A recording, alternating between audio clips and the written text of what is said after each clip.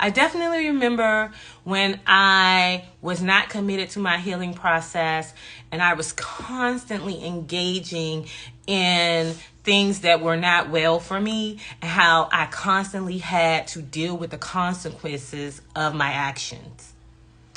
That was a lot more difficult. It was a lot more difficult. I'm not saying that once you start this journey that things just seem to fall into place and everything goes right all the time.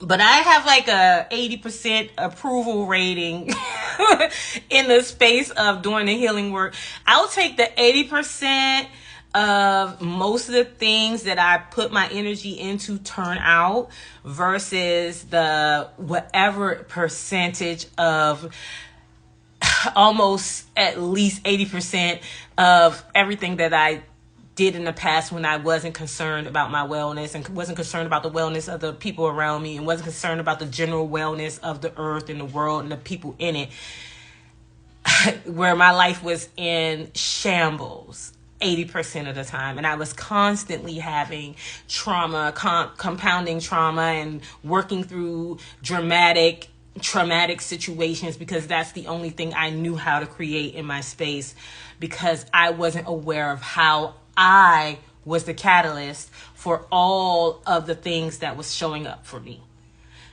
Because I was living in my victim space for a very long time, because I believed that bad things happened to me because a few bad things happened to me consistently. And then I took that and I ran with it, and I started to create that as a way of experiencing life. And it took a while to get off that hamster wheel, because reconfiguring your brain is a lot of work. You're not only reconfiguring your brain, you're reconfiguring your physical space. If you notice, if you've ever been on any live with me, I'm always in this space, or if you've seen my yoga, I'm always in this space. This space is intentional, right? I wasn't very intentional with a lot of my spaces before I started practicing yoga. And I wasn't intentional with a lot of the people around me before I started practicing yoga. The people around me were chaotic. They had a lot of drama, and so did I. And the spaces around me were chaotic. They had a lot of drama, and so did I. And when I started to remove myself from those spaces, because I recognized, if you want different, you got to do different. That's the simplest thing that I understood. Like, if I say I want a different life, and I did, then I have to be a different version of myself. And I have to figure out what that different version of myself would need. And I remember the one time when I realized that I was changing very deeply, and one of my friends, at the time she was my friend, we're not friends anymore. At the time, one of my friends popped up over my house at 3 a.m. in the morning. I was home.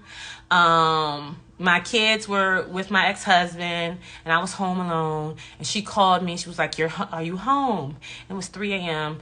And I said, yeah, because I thought something was wrong. And she comes in, and she's talking to me. And I realized that, I'm sorry, I was just looking at something. And I realized that she is disturbing my home at 3 a.m. because of a relationship that she was in, and this man she allowed this person to take her car, and they were at a hotel that was around the corner from my home, and I was convenient to her needs, and I didn't have a problem with that per se. But what I did have a problem with is that she wanted me to get out of my bed at 3 a.m. and drive her to the hotel, because he knew what her other car looked like, and she wanted to see who he was in the hotel with.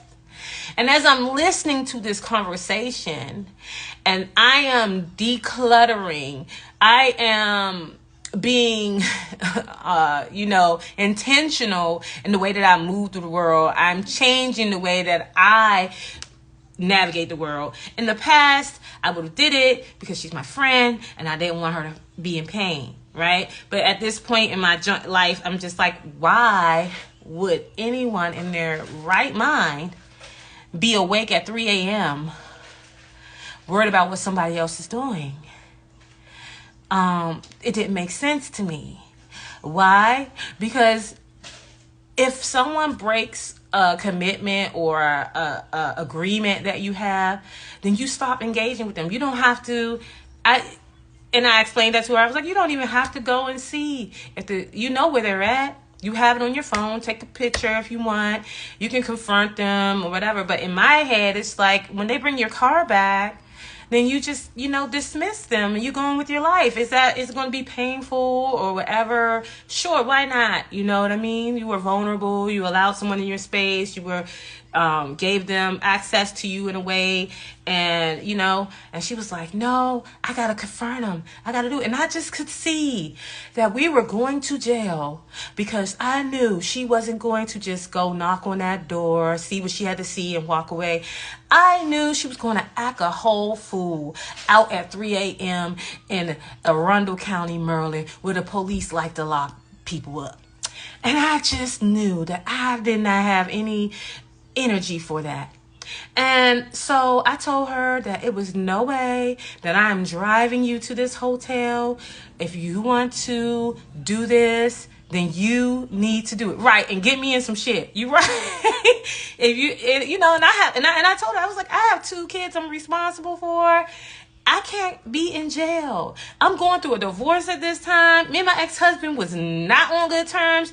This would look really crazy. And it's like, I had to really think. She didn't even consider any of this. She didn't even consider the life that I have. She didn't consider my needs. She didn't consider what what I could potentially be losing if I participated in this behavior with her.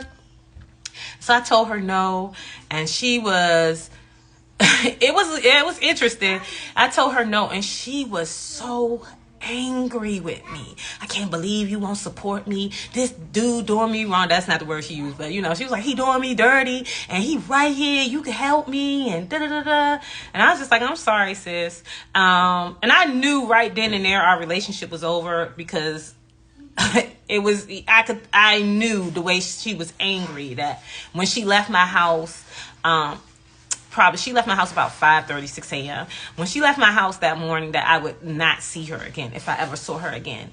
And she did end up leaving mad, and she didn't speak to me for 3 years. I actually saw her out somewhere, and she spoke to me, and she was like, yo, I was tripping, da da da. But it's been 3 years. I'm like, life has moved on. I'm good. You know what I mean? But when we decide to be intentional, when we decide to change the direction of the space that we're in, we're going to always have confrontation with versions of our old selves or versions of the life that we were once experiencing. And that is the opportunity for us to choose the thing that we say we are intentionally creating. I said I was creating peace. This did not feel peaceful, what she was bringing to my space. It was the opposite of that. And if I had participated in that, then I would have been out of alignment with what I said I was creating. And that was the biggest thing. Learning that you need to be in alignment with what you say you want. So when you sign up, let's tie this back into the hip yoga. When people sign up for these yoga classes that I make, right? And then they don't do the work and they don't get the results. And then they're like, yo, it was difficult. Da, da, da, da. It's going to be difficult. It's going to be difficult. You're realigning yourself with something you say you desire. Desire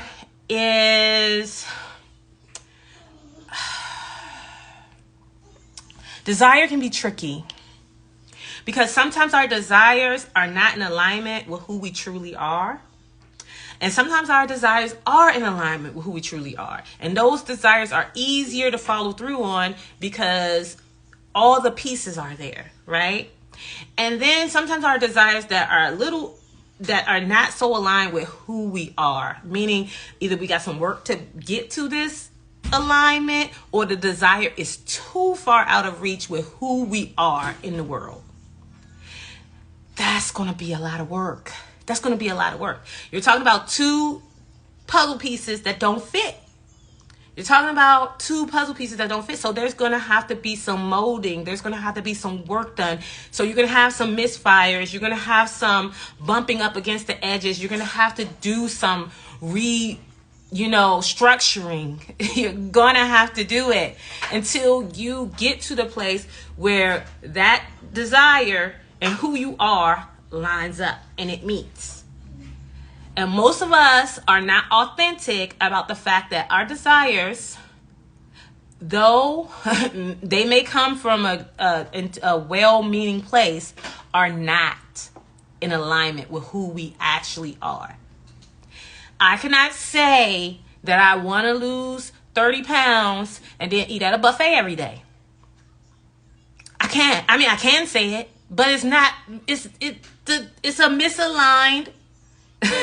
It's a misaligned desire and reality. It's misaligned. It doesn't work. It won't work. It will not connect. It will not connect. And there is no nice way to say that. Until who you are lines up with what you desire, it is not going to be easy as people want it to be. And even when it is lined